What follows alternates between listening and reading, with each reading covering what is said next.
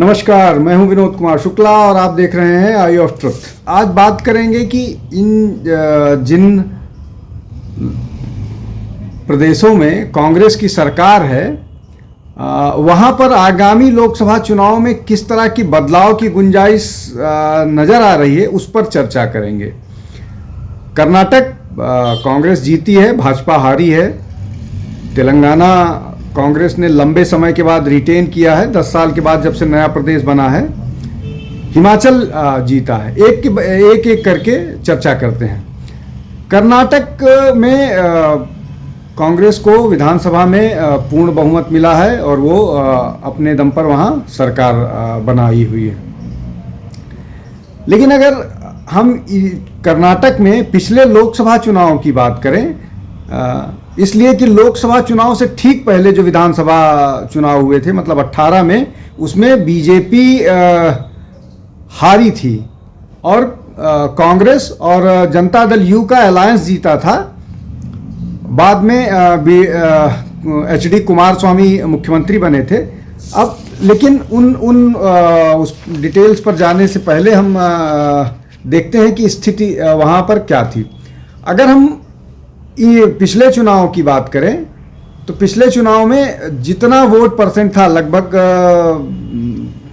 35% के आसपास था। वो हमेशा उनका विधानसभा में उतना ही वोट मिलता है, उसको बीजेपी ने रिटेन किया था। हम लोकसभा की बात करते हैं। पिछले लोकसभा चुनाव में भाजपा को एक 51.3% वोट मिला था। विधानसभा में ये 36.35% था। कांग्रेस को लोकसभा के चुनाव में 31% मिला था, 31.88%।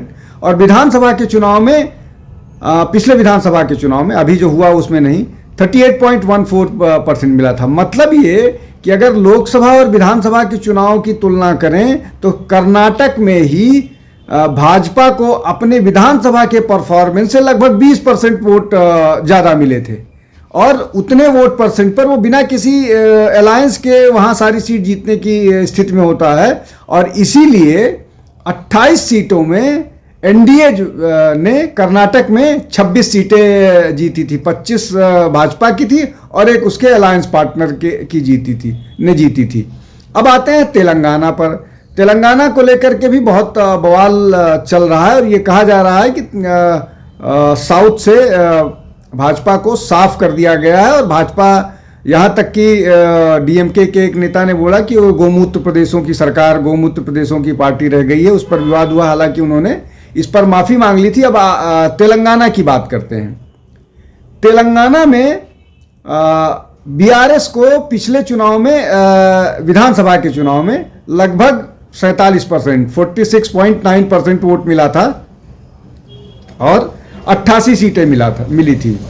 बीजेपी को उसकी तुलना में 6.98% वोट मिला था और एक सीट मिली थी पिछले विधानसभा। इस बार उनको 8 सीटें मिली हैं। इस बार हम चूंकि पिछले और लोकसभा और विधानसभा की चर्चा कर रहे हैं, इसलिए हम उन्हीं पर जा रहे हैं। अब अगर इसको लोकसभा के दृष्टि से देखें तो लोकसभा में बीआरएस को, जो उस समय तेलंगाना राष्ट्र समिति थी, 41.71% वोट मिला था और 9 सीटें मिली थी। भाजपा का मत प्रतिशत पिछले चुनाव में डबल हुआ था, डबल से भी ज्यादा हुआ था। 7% वोट पाने वाली विधानसभा में 19.65% के साथ 4 सीटें जीती थी। जबकि कांग्रेस, जिसको विधानसभा में 28.49% वोट मिला था, उसको लोकसभा में 29.79, मतलब 1% की बढ़ोतरी हुई थी और 3 सीट मिले थे। मतलब बीजेपी से भी 1 सीट कम मिली थी। ये स्थिति है। मतलब ये कि अगर ये कहे कि कोई विधानसभा में इस तरह के परिणाम आए हैं और भाजपा साउथ में साफ हो गई है, तो इन आंकड़ों पर ध्यान देना बहुत जरूरी है। तमिलनाडु में भाजपा बहुत तेजी के साथ ग्रो कर रही है और जब लोकसभा के चुनाव होंगे तो ये देखने वाली बात होगी कि भाजपा वहां कितनी सीट जीत कर आती है। और मेरा अनुमान है कि अगर भाजपा वहां अकेले दम पर भी लड़ती है तो वो लगभग 5 सीट जीतने वाली है। आप मान के चलिए कि कम से कम बिना किसी अलायंस के तमिलनाडु में इस बार भाजपा 5 सीटें जीत सकती है। हालांकि अब तक का मैक्सिमम सीट का रिकॉर्ड उनका 4 सीट का रहा है, वो भी अलायंस के साथ। इन सब के अलावा नॉर्थ का, उत्तर का एक प्रदेश, उत्तर भारत का एक प्रदेश जो कांग्रेस के कब्जे में है, जहां पर कांग्रेस का शासन है, वहां पर भी ये बात कही जा रही है कि भाजपा को उन्होंने साफ कर दिया। वहां के आंकड़े भी समझने की कोशिश करते हैं।